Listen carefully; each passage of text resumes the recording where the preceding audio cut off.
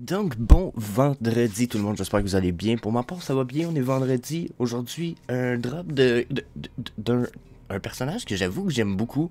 Tu sais, quand on parle de super-héros, je pense que je l'ai déjà dit souvent, je suis pas un super-hero lovers. Je suis un gars d'animé, je suis un gars de, tu sais. Mais quand on parle de Wolverine, j'avoue que c'est un héros que je porte dans mon cœur en salle. Lui, puis je découvre de plus en plus que j'aime Deadpool.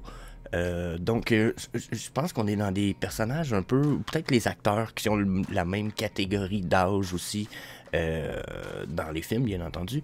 Donc, quand je vois The Old Logan, qui est pas un comic book super vieux, je suis quand même content de voir ça. Je suis comme fuck yeah, c'est un beau comic book. Est-ce que je vais participer au drop?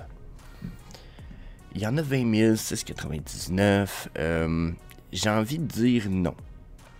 Parce que, personnellement, payer sa pièce pour jouer à l'auto pour ce comic-là, je ne pense pas. Dans la mesure où si je veux des variations de celle-là, de toute façon, il risque de tomber sous le floor price.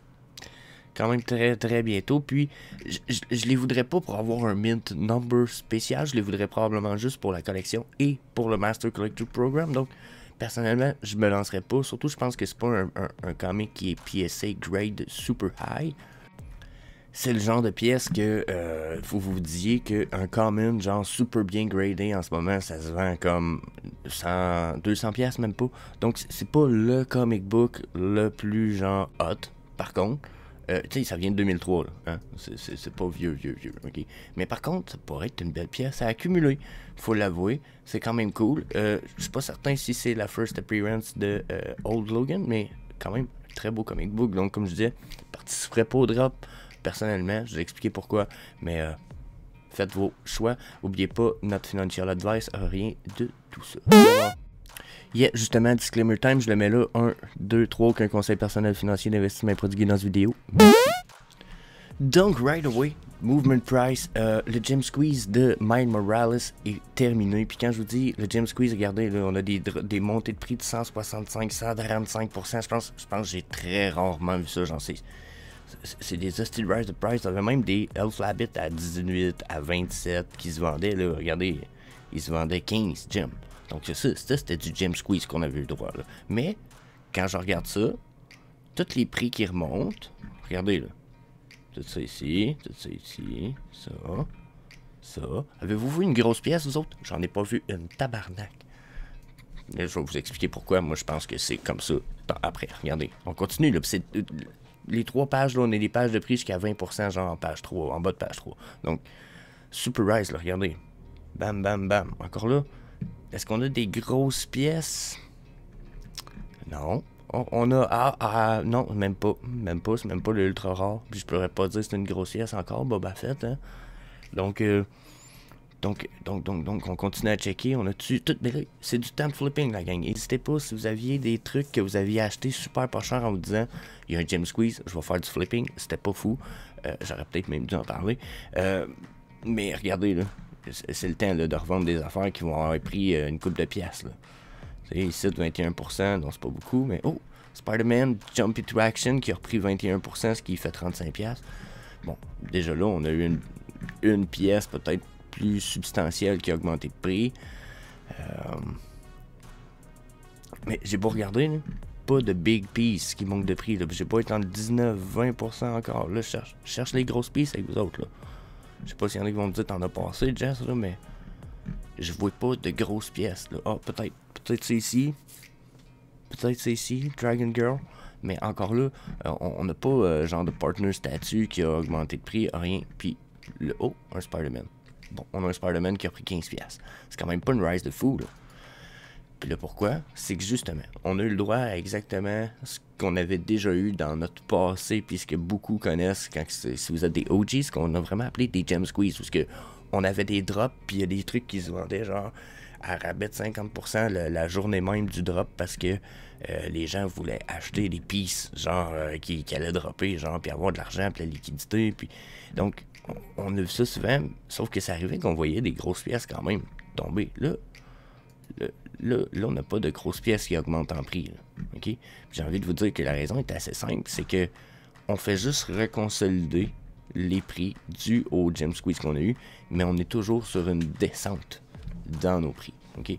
Écoutez-moi bien, là, il y en a qui vont dire, mais Jess, comment tu peux dire ça? Tu vas en bas de page 3, puis t'étais à genre 20% de rise the price en bas de page 3, t'es innocent, tu sais.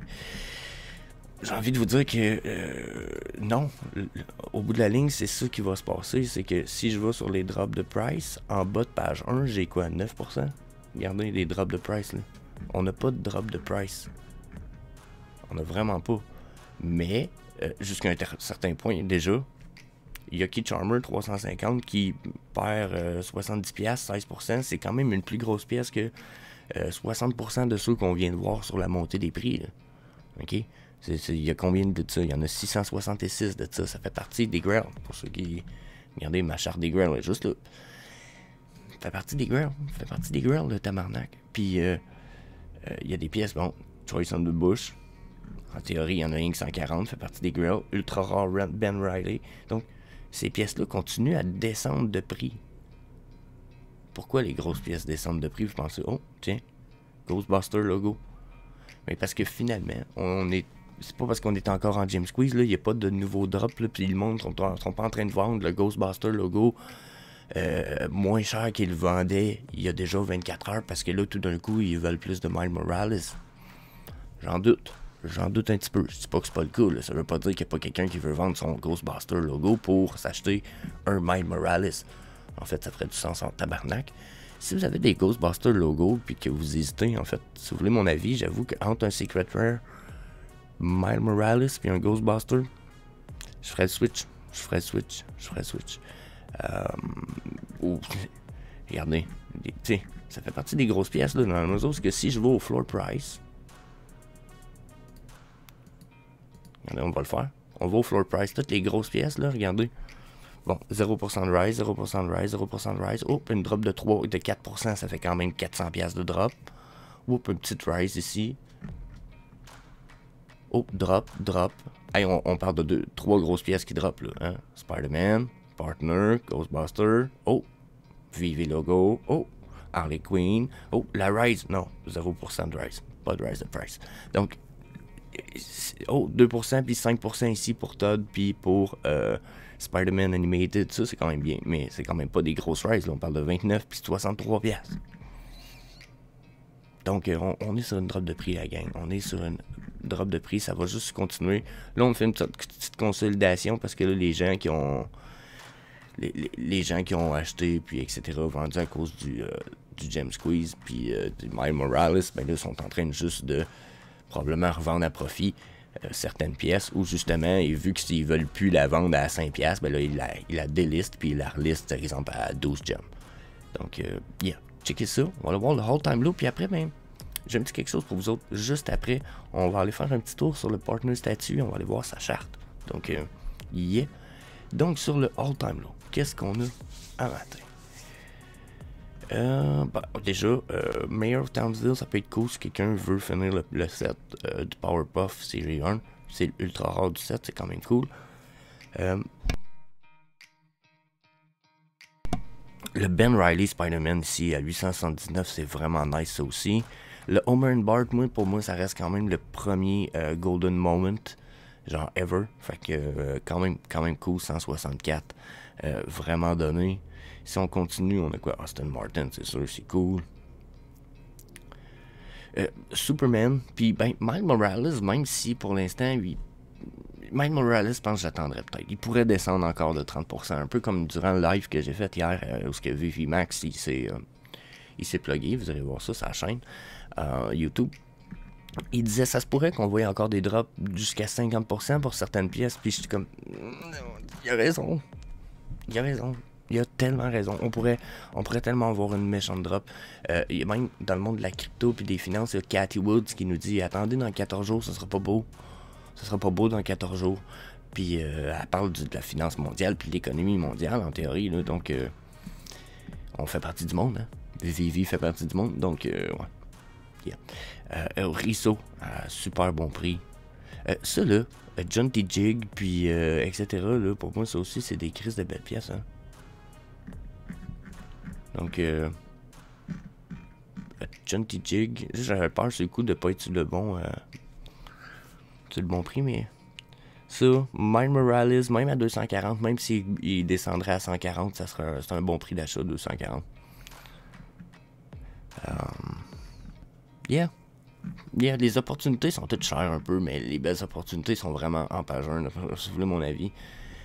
Sinon, ben c'est ça, aller dans Golden Moment, ça, vous vous trompez pas vraiment, mais de Ben Riley, Homer and Bart, Ben Riley bien entendu, mais peut-être plus le Ben Riley à 240, genre pour ceux qui ont moins de budget peut-être, parce que c'est normal de pas aller dans des investissements à 4-5 000.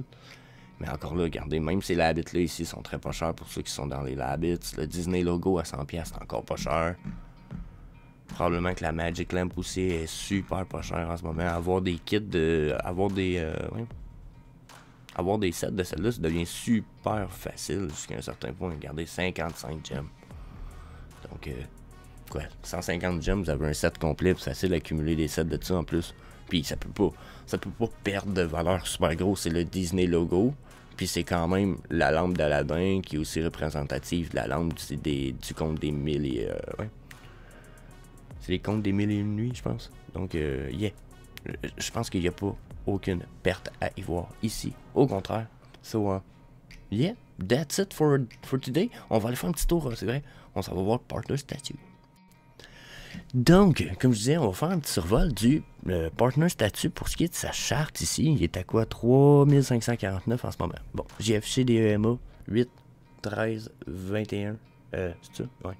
8, 13, 21, 55 pour ce qui est des EMA. Donc, vous pouvez voir ici, pour l'instant, nos EMA ont été testés la dernière fois ici. Ils ont été testés ici. Ça a été refusé. Là, on teste à peine les 8, 13. Je vous dirais que ça s'appelle comme un autre refus. Puis même que nos EMA ont une cassure dans les dernières chandelles. Donc là, ça sonne comme super bearish. Donc, le prix du Partner Statue semble vouloir plus descendre que monter. Si je viens craquer un peu mes chandelles pour zoomer tout ça, regardez ici encore une fois, là on les voit peut-être pas super bien, mais prenez la peine de mettre pause. Vous voyez, ligne orange, ligne bleue, ligne mauve. En ce moment, on est en train de tester le MA 21, mais ça me semble être un refus, d'après ce que je peux voir avec les dernières chandelles ici. On refuse le MA 21, puis on se rend même pas au MA 55. Les dernières fois qu'on l'a fait, il a été refusé. Donc, ça semble être un refus et ce qui veut dire une descente de prix potentielle quand on regarde les EMA. Donc ensuite, j'ai rajouté deux stochastiques RSI. Il y en a un qui est en 13.5.5 pour ce qui est des features, s'il y en a qui veulent l'essayer. C'est pas celui-là c'est le 13.11.12. Celui-là, ça va être mon stochastique long term. Donc c'est celui qui bouge le moins rapidement, qui va nous afficher une tendance un peu plus sur le long terme. Comme vous voyez ici, on était uptrend en théorie, malgré le fait qu'ici on a fait une downtrend, puis que là on s'en prépare pour un autre. Okay? Celui-là ici c'est 5.3.3, c'est celui qui agit plus rapidement. Donc on va avoir plus de réactivité généralement sur celui-là. Comme là ici on voit une cassure, puis je vois une autre cassure ici, ce qui me dit que potentiellement on est sur une belle downtrend pour le Partner Statue. Quand je vois ça ici, les deux tendances me disent downtrend, probablement que j'ai l'air de faire des toujours plus bas que je l'étais, donc probablement que je vais me rendre dans la zone de 20 ici de mon long time frame avant de pouvoir repartir sur une uptrend quand même assez importante. Donc si vous voulez mon avis, downtrend pour un petit moment encore, ici potentiellement downtrend sur le court terme. Puis regardez là, on a une belle chandelle rouge, ça pourrait empirer un petit peu. Je sais pas si vous comprenez où c'est que je m'en vais avec ça. Oh là, je peux pas zoomer trop parce que les stochastiques qui débarquent. Ok. Mais vous voyez un petit peu ce qu'on a comme réaction. Sinon, je viens de prendre la peine aussi d'y rajouter une VWAP, que ça s'appelle, il est juste ici, VWAP, sur 30. Regardez, je vais vous montrer les features rapidement. Donc, that's it. Ça se trouve être notre ligne jaune ici. Donc, vous voyez que tant qu'on n'a pas passé par-dessus cette ligne jaune, généralement, on est dans le bearish. Puis, si je crains ça comme ça, vous allez voir que quand on réussit à passer par-dessus, on a des potentiellement bonnes chances d'être en bullish, mais tant qu'on reste en dessous de celle-ci, on est bearish. Puis regardez ce qui se passe là en ce moment. On est super bearish sous celle-ci. On s'en rapproche par exemple, ce qui pourrait être signe d'un retour éventuellement de passer par-dessus dans la mesure où regardez quand on s'en est rapproché les dernières fois. Poup, poup, poup, poup, poup. Ok, ça a été permis d'être testé, puis un peu la même chose, regardez, touc, on fait un flat, on est venu faire un petit test, ça a été refusé 2 fois. Ça arrive tout de suite après les petites chutes, généralement. Là. Quand il vient faire une chute, whoop, on vient le tester. Donc là, on est probablement en train de... Je sais pas si vous voyez ici, là. Probablement en train de tester tout ça un petit peu. Oups, là, je crains un peu trop. Désolé, bug au montant.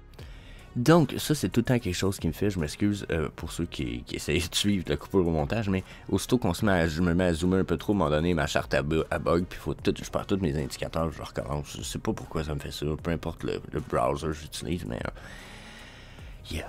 So, regardez, comme je disais, à chaque fois qu'on a un crash, d'habitude, on s'en va pour un test. Fait que d'après moi, on va aller le tester très bientôt. On est très proche de ça ici.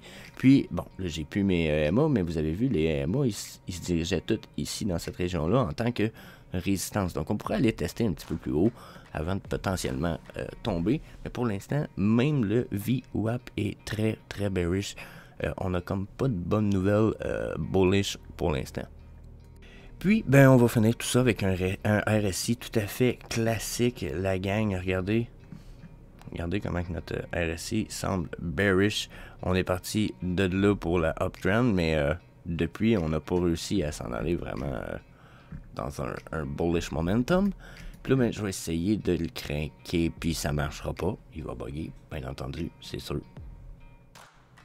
Donc, tout en train de bugger finalement, j'ai vraiment de la misère avec. Faut que je parle avec Omi the Clown. Mais bon, on va finir tout ça quand même avec un MACD. Comme vous pouvez voir, on est encore sous notre médiane de 0 pour ce qui est du MACD. Puis je vous dirais même que on semble être gardé. Regardez, on est en train de crasher ça pas mal. Donc si lui crash sa médiane ici en orange, on s'en va sur une downtrend. D'après moi, ça devrait pas être ce qu'il y a de plus beau, puis surtout qu'on est sous la médiane 0 de l'historique, généralement, c'est très très bearish comme downtrend, mais on pourrait être sur une des dernières downtrends, hein? Vous voyez comment le prix a bougé quand même, de façon intéressante, donc, regardez, ça c'était notre bottom, en théorie, on pourrait se préparer à une uptrend très bientôt, mais dites-vous que pour l'instant, on a une dernière downtrend à faire, on pourrait voir le 3000$ facile pour le partner statue, so, yeah, that's it. Peace. I'm desperately trying to give more value to every person I ever cross paths with and never ask for anything in return. That is literally the framework of my life. My great hope is that I can bring more value to people than they bring to me, and I'm never in a dire situation where I ever have to ask for anything in return.